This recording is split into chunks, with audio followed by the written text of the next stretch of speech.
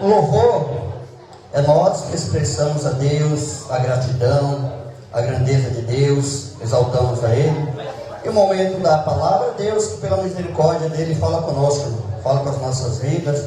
Vamos ver assim, nessa noite, nós vamos continuarmos a palavra que foi pregada aqui na quinta-feira. Os irmãos que estavam aqui na quinta-feira, lembram da palavra que foi pregada? Amém? Fomos falar, foi falado, Deus falou conosco acerca dos nossos pensamentos, irmãos. E Deus Ele irá nos julgar, até mesmo por aquilo que está na nossa mente, nos nossos pensamentos. Então, Deus deu a direção, nós vamos continuar novamente de onde paramos, vamos dar sequência nessa pregação, que Deus tem muito para falar conosco acerca disso ainda. Livro de Filipenses, capítulo 4. Filipenses, capítulo 4, em nome de Jesus.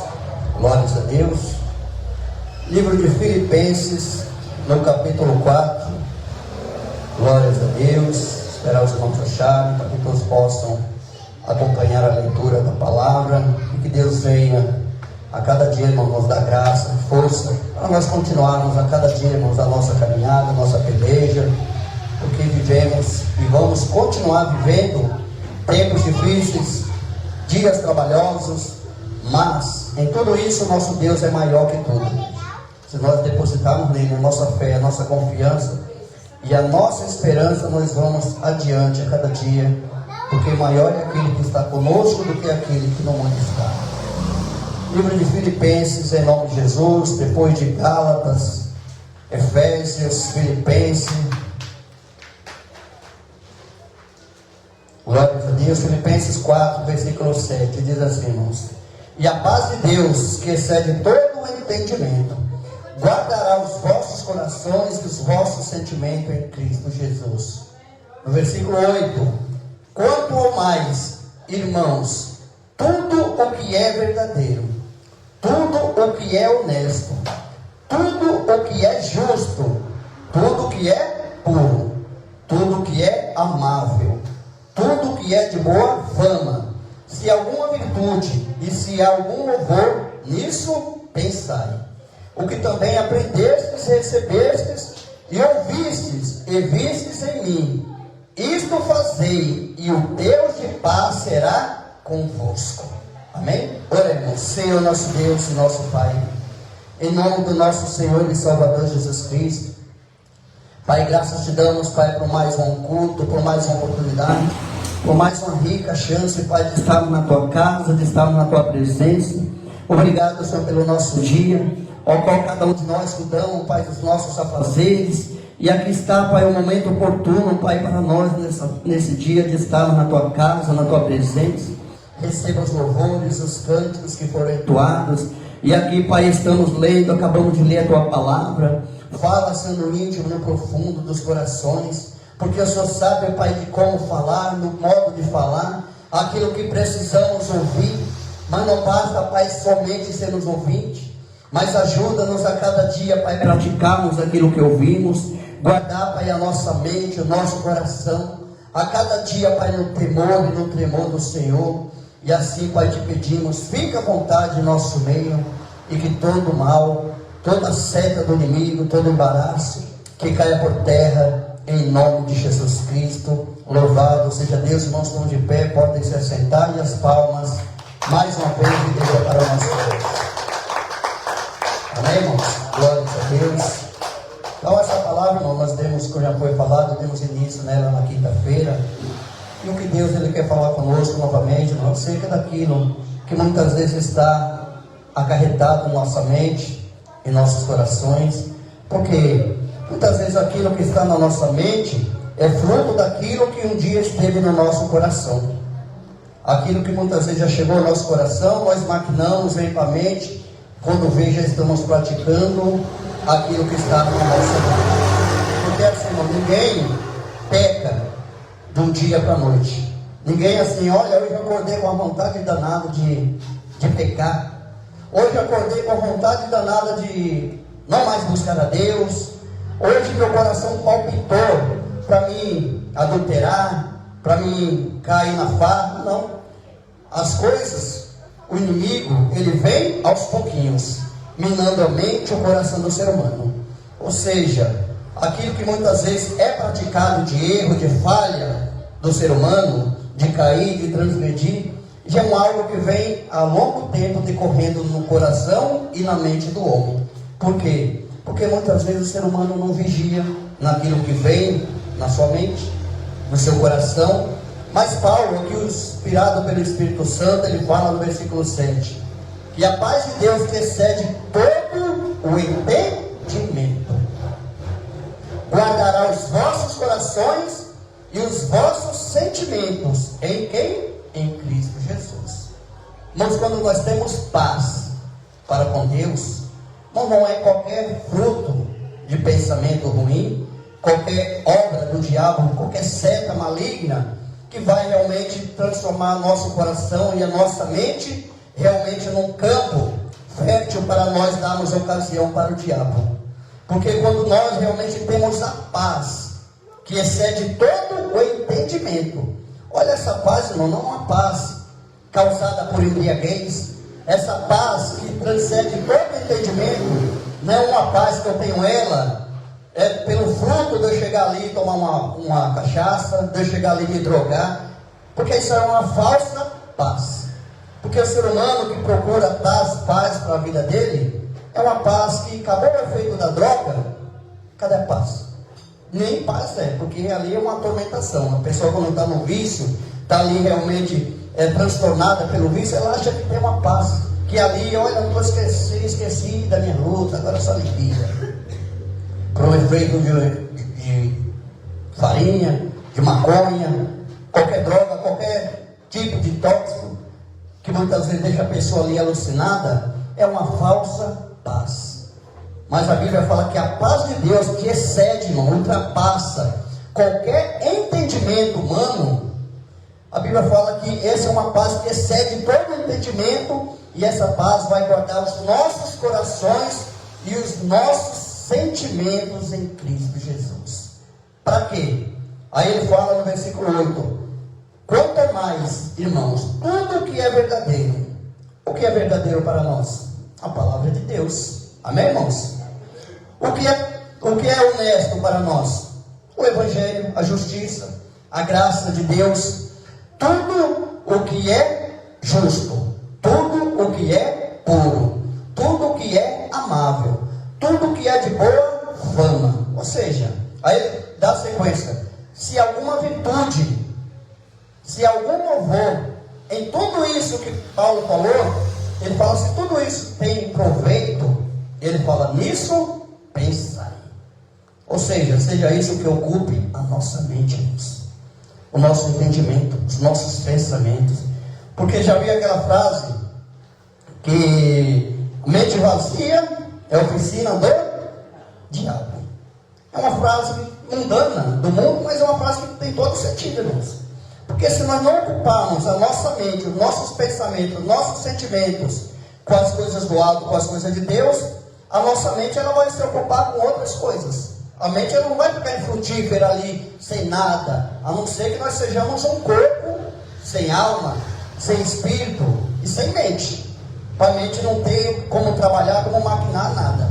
Ou seja, mas nós, pela misericórdia, como temos corpo, alma e espírito, a nossa mente automaticamente ela vai desenvolver para pensamentos, para frutos bons ou frutos ruins sobre a nossa mente. Mas o que a palavra está falando aqui, que essa mente nossa, que ela tem que estar transformada cada dia pela paz de Deus. Porque quando nós temos paz para com Deus, alguém que tem paz com Deus, ele vai pensar na mente dele de tirar a vida do próximo? Alguém que tem paz com Deus, na sua mente, no seu coração, ele vai pensar em sair com a mulher do próximo, com o marido do próximo? Não, por quê? Porque a Bíblia fala que aquilo que eu não quero para mim, eu não quero para o meu próximo. Qual é o primeiro mandamento? Amar a Deus acima de todas as coisas, com toda a nossa força, com todo o nosso entendimento, e o nosso próximo como a nós mesmos. Ou seja, se eu não quero para mim, eu vou pensar em fazer para o próximo? Eu não quero para mim, mas eu quero curar ele. Que pensamento é esse? Que pensamento egoísta e diabólico é esse? Isso é uma coisa infernal, irmãos. Porque se eu quero o bem do meu próximo, automaticamente a minha mente vai pensar o quê? Por mais que ele fez o mal para mim, eu tenho que orar por ele. A minha mente tem que estar voltada para o meu inimigo. Se ele me desejar o mal, eu desejo o bem. A Bíblia fala: não pagais o mal com o mal, mas pagai o mal com o bem. Ou seja, a nossa mente, irmão, nossos pensamentos, aquele que realmente já teve um encontro com Cristo, a mente dele é uma mente transformada, renovada. E quem fala isso aqui é um homem, que um dia a mente de Paulo, os pensamentos de Paulo, como era antigamente, antes de Cristo, a mentalidade, os pensamentos de Paulo eram o quê? Perseguir. Os pensamentos de Paulo, quando ele não conheceu ainda a graça de Jesus Cristo, era realmente de prender os cristãos, de dar o voto dele para aprisionar, para matar. Não foi ali quando a morte daquele jovem chamado Estevão?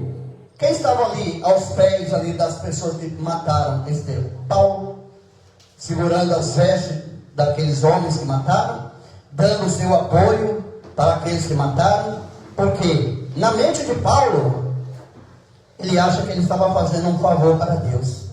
Na mente de Paulo, ele acha que ali realmente ele estava sendo zeloso para as coisas de Deus. Tanto é que ele fala que as coisas que ele aprendeu antes de Cristo, ele era um homem zeloso da lei. Ele era um homem que realmente ele fazia por todos os meios ali, ele fazia com vontade. Mas ele fala que quando ele teve um encontro com Cristo, as coisas que ele aprendeu, que ele tinha na sua mente, nos seus pensamentos antes de Cristo, ele considerou tudo como esterco, como refúgio, ou seja, como nada. Para quê? Para ganhar a Cristo e ser achado, ser encontrado nele. Ou seja, irmãos, outrora, corre os nossos pensamentos. Quem um dia pensou de um domingo, como esse, está na casa de Deus, de um dia de terça, de quinta, ou qualquer dia da semana? Olha, meu pensamento é um dia eu estar na casa de Deus, eu buscar ao Senhor, de eu louvar a Ele, de eu ser um pregador da palavra, de eu ser um servo de Deus. Quem é esse que um dia passou na sua mente? Ninguém. Eu posso falar por mim, pelo contrário. A minha mente, meu pensamento, eu ir para a igreja, é ruim, hein? Se eu tiver que ir lá na igreja um dia, eu vou lá, sei lá, para os meus 60 anos, já fiz tudo que eu tinha que fazer na vida, já aprontei tudo que eu tinha que aprontar, e olhe lá se eu for nessa idade ainda. Olha os pensamentos do homem. Mas a Bíblia fala que os pensamentos de Deus são mais elevados. Por quê, irmãos? Era prazeroso, como é. Quem fala, tem na sua mente, o pecado não é prazeroso. É mentira, é prazeroso, mas é um prazer para a carne. É um prazer que nos afasta de Deus. É um prazer que muitas vezes na nossa mente, você começa a maquinar: olha, vai ser dessa maneira, hoje eu vou levantar, hoje eu vou fazer isso, vou familiar, vou curtir, vou amanhecer o dia na balada. Qual o fruto de tudo isso? Muitas vezes sai e não volta. Eu dou graças a Deus, irmão, porque Deus, pela misericórdia, até no tempo da minha ignorância, quantos livramentos eu tive de Deus. Tive livramento de Deus na praia, em clube, em represa. Nunca aprendi a nadar, mas quando eu estava com uma na cabeça, rapaz, era um homem, parecia que era um peixe. Era um homem peixe. Eu lembro que eu caí num buraco aqui na represa de Mairiporã. Eu desci umas 4, 5 vezes que eu não tinha mais força para me voltar. Na minha mente, meu pensamento, agora não. Mas Deus é tão misericordioso que um amigo meu que estava lá comigo, o homem parecia um peixe mesmo nadando. Ele veio de longe, está tocando aqui, ele veio ali rapidinho. Levanta a mão para não me segura. Ele gritava, eu lembro que ele gritava, não me segura, só levanta a mão. Porque no momento de desespero, um abraça o outro, morre os dois. Sei que ali eu fui obediente, né? Só levantei as mãos ali, ele me pegou com a mão e a outra. Mas não aprendi com tudo isso ainda não, gente. Muitas vezes ainda em praia, quase morri. Até no Pleiades aqui, quase morri no Pleiades. Você vê, olha o que era o pensamento do homem. É maravilha, vamos curtir, vamos farrear. Ou seja, irmãos, o tempo da ignorância. E a Bíblia fala que Deus não leva em consideração esse tempo, esses pensamentos vãos. Mas hoje, na presença de Deus, a nossa mente tem que ser o quê? Pensar, como diz aqui no versículo 8, pensar no que é verdadeiro, pensar no que é honesto, no que é justo, no que é puro, naquilo que é amável, naquilo que é de boa fama. Tudo isso seja aquilo que ocupe os nossos pensamentos. Por quê? Porque, irmãos, Deus ele vai julgar. Como diz lá no livro, outra passagem que nós lemos aqui em Hebreus 4, 12, fala que a palavra de Deus ela é viva e eficaz, mais penetrante do que qualquer espada de dois gumes. E ela divide até o ponto de dividir alma e espírito, juntas e medulas. E essa palavra é apta para discernir os pensamentos e intenções do coração. Ou seja, Deus ele sabe daquilo que está na minha mente e daquilo que está no meu coração. Porque muitas vezes eu falo com a boca, mas o meu coração diz outra coisa. Talvez eu falo algo, mas Deus sabe o que está no coração do homem. Ou seja, e a Bíblia fala que tem o poder de discernir, de dividir tudo isso, intenções e clareza, é somente a palavra de Deus. Porque não há criatura nenhuma que esteja realmente encoberta aos olhos de Deus. Então você vê como é sério. Até mesmo os pensamentos, Deus ele irá julgar? Sim, irá julgar os nossos pensamentos. Porque Jesus ele realizava, ele fazia os projetos, as maravilhas dele. E muitos ali ao lado de Jesus não abria nem a boca para julgar, mas na mente. Se esse aí fosse profeta mesmo, bem saberia qual é a mulher que está aos pés dele, porque é uma pecadora. Jesus, só no poder do Espírito, olha, por que razoais tais coisas nos vossos corações? Por que sobe tais pensamentos nas vossas mentes? Então Jesus, irmão, não precisava o homem nem abrir a boca para julgar, para discriminar. Jesus, na força do pensamento do homem, o Espírito Santo já revelava: olha, está condenando, olha, está blasfemando. Você vê, se Jesus, como homem, nessa terra, o poder do Espírito fazia com que ele discernisse os pensamentos do coração do homem, imagine hoje, sentado na glória do Pai, juntamente com o Pai, o que ele sabe das nossas vidas, dos nossos pensamentos, daquilo que muitas vezes maquinamos na nossa mente, contra o próximo, contra qualquer pessoa, ou talvez até contra Deus. Por quê, irmãos? Porque nós temos que discernir que Deus, ele sabe, ele entende tudo o que está no nosso coração. A Bíblia fala que até mesmo antes das palavras que nós vamos orar, falar, pedir, orar a Deus, ele já sabe, ele já entende. Antes das palavras sair, ele já sabe que você vai falar isso. Olha, você está maquinando aquilo, você está pensando isso do seu próximo. Porque na lei, Jesus ele fala que ele não veio tirar a lei, ele veio cumprir. Ele aperfeiçoou a lei. E Jesus falou: olha, eu viste o que foi dito, não matarás. Eu porém vos digo, se alguém somente de olhar para o seu irmão, chamar ele de louco, de maldizer, já é homicida. Jesus falou: olha, eu viste o que foi dito na lei. Jesus falou: se alguém olhar para uma mulher com intenção impura, já em seu coração, já adulterou com ela. Ou seja, na lei, para ser pego no ato de adultério, ali ser condenado, tinha que ser pego os dois no ato. Foi o que fizeram com aquela mulher em João 8, levaram ela aos pés de Jesus. Jesus falou: olha, falaram para Jesus: olha, Moisés falou que eles vão apedrejar, e você o que diz? Jesus continuou ali escrevendo na areia, porque Jesus sabia qual era o sentimento daqueles homens. Eles não estavam preocupados com a lei de Moisés, não estavam preocupados de apedrejar ou não aquela mulher. A mente daqueles homens era o quê? Procurar uma ocasião para acusar Jesus. Jesus ali levantou: tá bom, Moisés deu a lei? Tá bom, pode cumprir a lei. Qual de vocês que tiver sem pecado, seja o primeiro que atire a pedra. Saíram um por um, do mais novo ao mais velho, nenhum jogou uma pedra naquela mulher. Quem acusou cada um deles? Suas próprias mentes. Seus corações o acusaram. Cada um deles tinha suas culpas, tinha seus pecados. Então a mente de cada um o acusou. Mas tinha um ali que tinha uma mente pura, saudável, que poderia realmente apedrejar aquela mulher, que era Jesus Cristo. Mas Jesus, com seu ato de amor, olhou para ela: mulher, cadê seus acusadores? Ninguém te acusou? Não, Senhor, eu também não te acuso. Vá e não peques mais. Jesus falou para ela que não iria condenar ela, não iria julgar naquele momento. Mas Jesus falou: vai e não peques mais, porque um dia no juízo eu vou me encontrar com você novamente.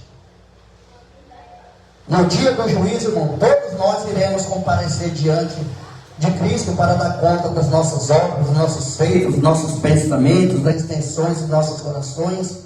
Então, para nós entendermos o quanto realmente é estreito nós realmente buscarmos a Deus, irmãos. Mas é Deus que nos capacita.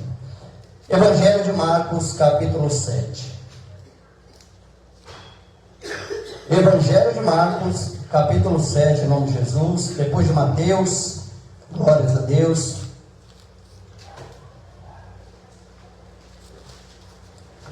Evangelho de Marcos, glórias a Deus.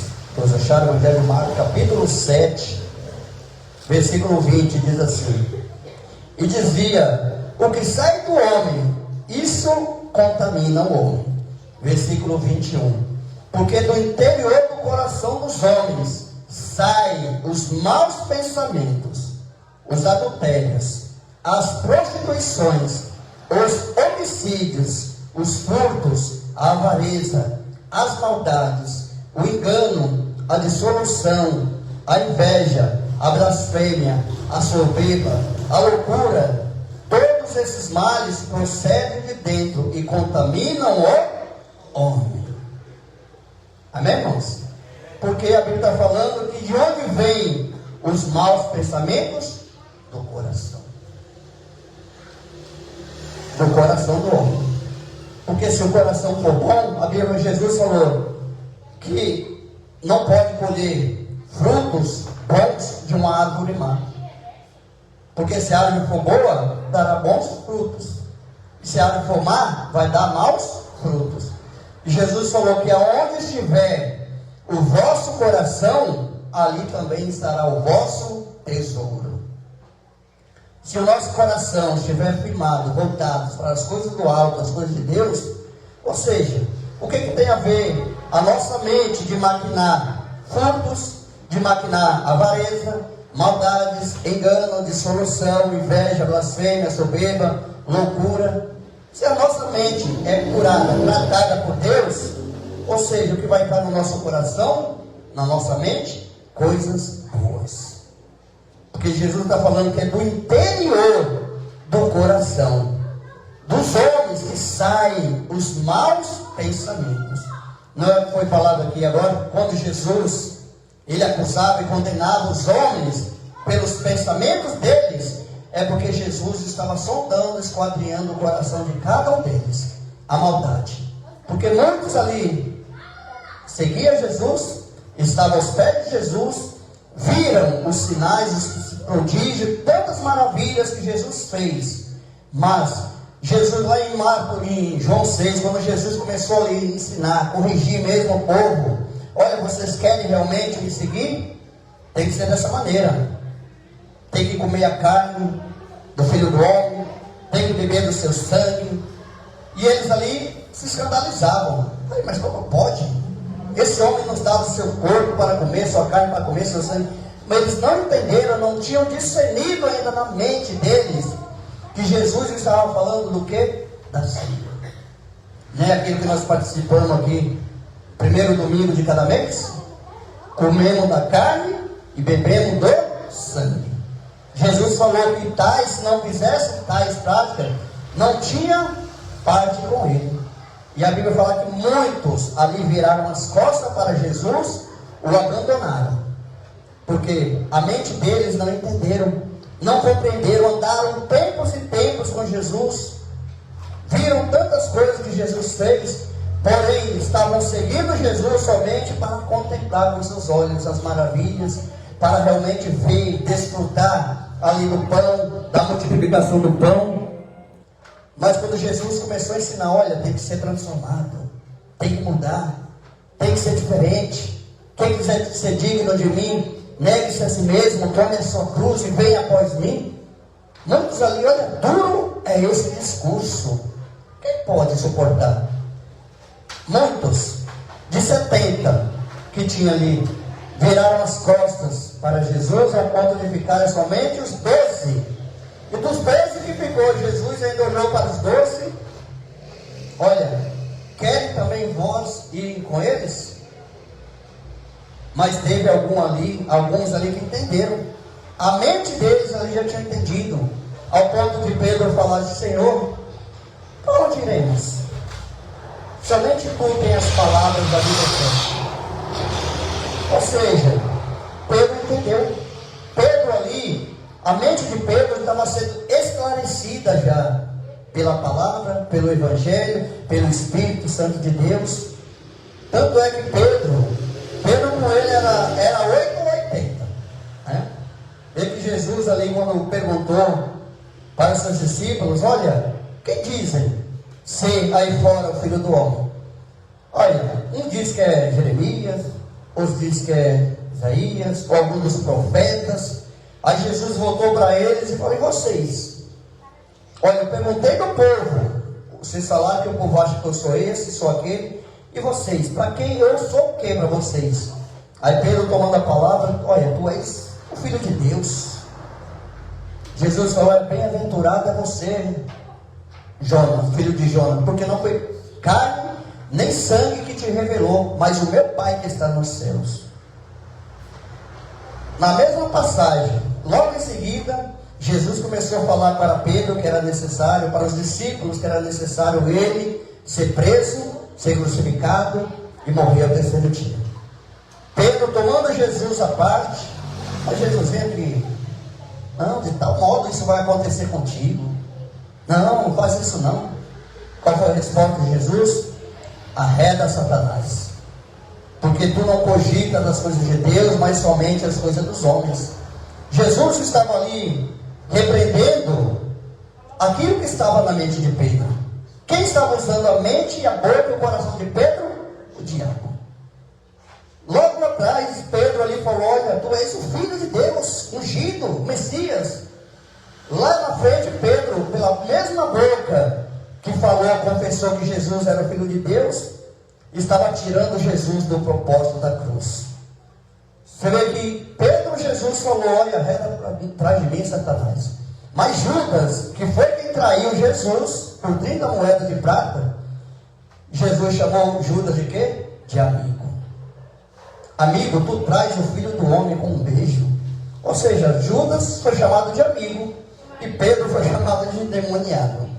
Por quê, irmão? Porque Judas, mesmo na loucura dele de se corromper, de se vender, mas Judas estava levando Jesus para o propósito dele. Qual era o propósito de Jesus? Ir para a cruz. Pedro, o propósito de Pedro naquele momento era tirar Jesus da cruz. Jesus falou: olha, você não entende as coisas de Deus, você só compreende as coisas dos homens.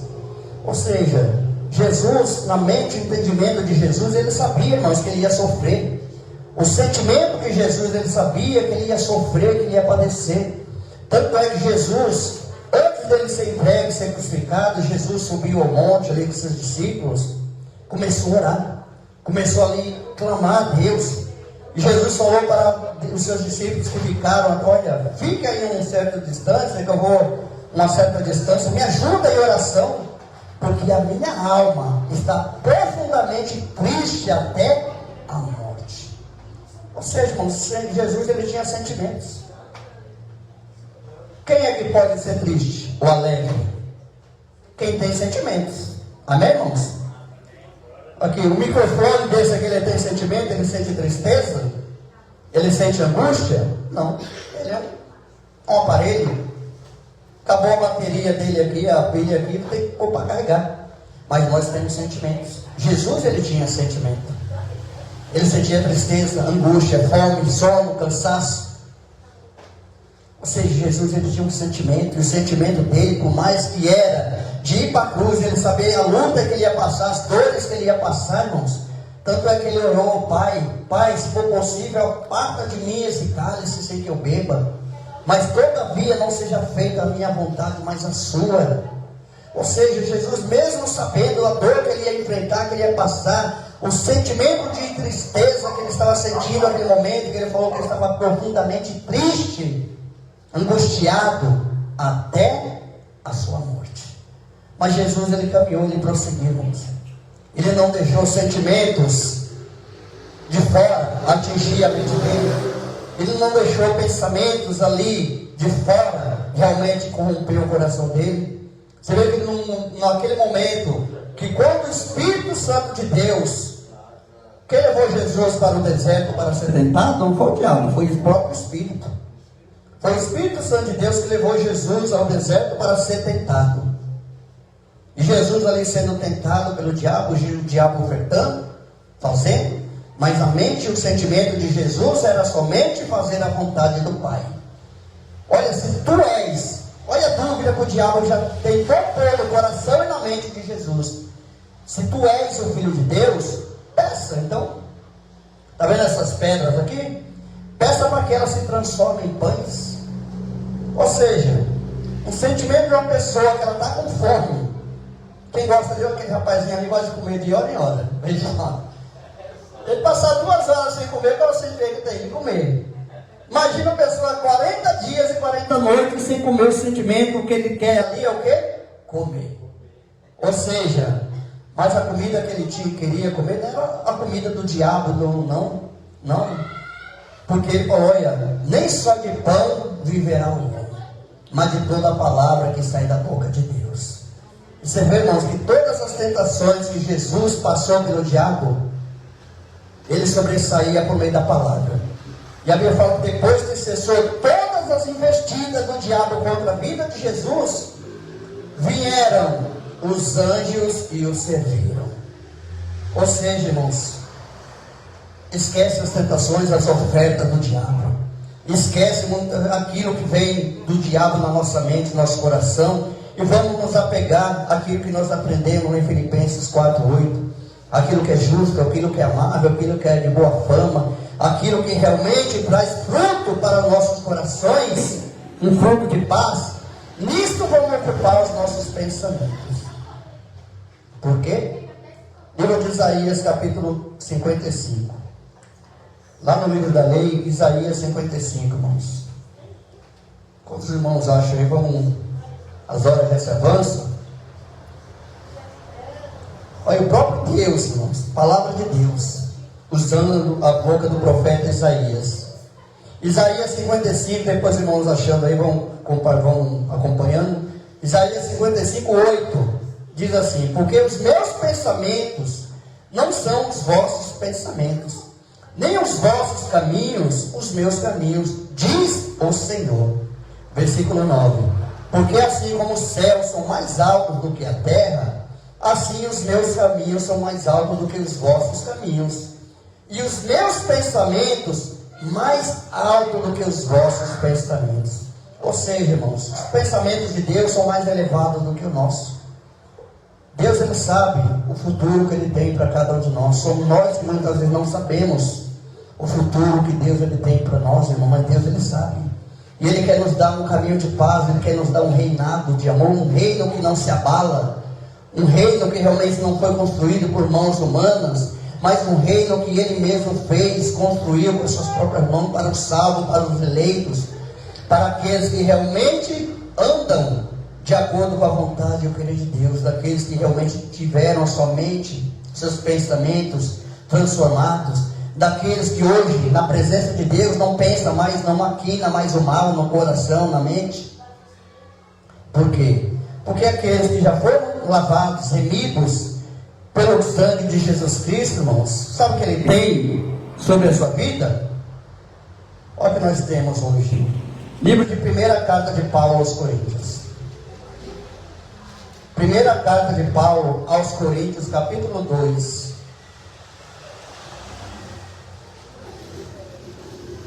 Glórias a Deus. Primeira carta de Paulo aos Coríntios, capítulo 2, em nome de Jesus. Então Deus, ele falou que os caminhos dele são mais elevados, os pensamentos dele são mais elevados do que o nosso.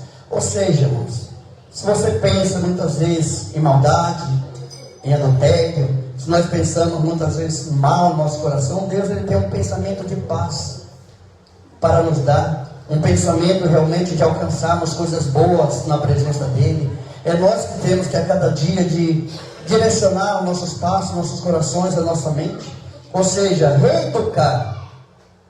Ou seja, se a nossa mente lá atrás foi uma mente direcionada pela maldade, pelas coisas ruins, hoje na presença de Deus nós temos que reeducar a nossa mente, o nosso coração realmente para as coisas boas. Os irmãos acharam? 1 Coríntios capítulo 2, olha o que Paulo fala aqui no versículo 16. 1 Coríntios 2,16, Paulo diz assim: porque quem conheceu a mente do Senhor para que o possa instruí-lo? Uma pergunta. Aí ele fala, continua: mas nós temos a mente de quem? De Cristo. Amém, irmãos? Alguém que tem a mente de Cristo, o que é que ele vai pensar? Como que ele vai agir? Como que ele vai prosseguir nessa terra?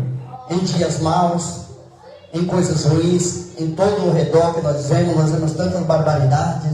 Ou seja, nossa mente vai pensar em quê? Em coisas boas, em paz, em ter comunhão, em termos realmente coisas frutíferas para o nosso pensamento, para o nosso coração. Porque aqui está falando, porque quem conheceu a mente do Senhor para que possa instruir? Ou seja, quem conheceu a mente do Senhor para que possa aconselhar? É como se o capo de barro fosse aconselhar ali o oleiro. Olha, eu sou o vaso, mas tu és o oleiro. Faz dessa maneira, faz desse jeito. Não tem como, irmãos. Ou seja, nós somos o barro. Deus é o oleiro. Ele molda o barro, faz o vaso da maneira que Ele quer. Mas a Bíblia fala assim, mas nós temos a mente de Cristo. Qual foi a mentalidade de Jesus Cristo? Aí Paulo fala que haja em vós o mesmo sentimento que houve também em Cristo Jesus, que sendo em forma de Deus, não teve como usurpação ser igual a Deus. Antes se esvaziou de si mesmo, tomou a forma de servo, e achado em forma de servo, ele foi obediente até a morte. Olha o sentimento de Jesus Cristo, irmãos. Sendo Deus, não teve como usurpação ser igual a Deus. Porque ele sabia que nessa terra ele era servo. Sendo Deus, se fez servo. Ou seja, em nós também, irmãos, a nossa mente, nós temos que entender que nós somos servo. E o servo obedece à voz do seu Senhor. O servo, ele tem que andar realmente com a mentalidade do seu Senhor, daquele que nos chamou das trevas para a maravilhosa luz. Ou seja, a nossa mente hoje tem que ser uma mente transformada, uma mente renovada, uma mente esclarecida para pensar somente nas coisas do alto, somente nas coisas lá de cima. Porque um dia, a Bíblia fala que Deus, ele vai julgar os pensamentos e as intenções do coração do homem. Então é sério. A palavra de Deus é séria, é seríssima. Ou seja, mas esse julgamento, quem vai julgar? Jesus, ele fala que nem mesmo ele vai julgar. As próprias palavras que eu vos tenho dito, essa há de julgar no último dia. Ou seja, a própria palavra de Deus irá nos julgar naquele grande dia. Pelas nossas obras, pelas nossas ações, pelos nossos feitos e até mesmo pelos nossos pensamentos. Amém, irmãos? Louvado seja Deus. Sobe aqui a palavra. E as palmas, mais uma vez, é para o nosso Deus. Glória a Deus. No momento de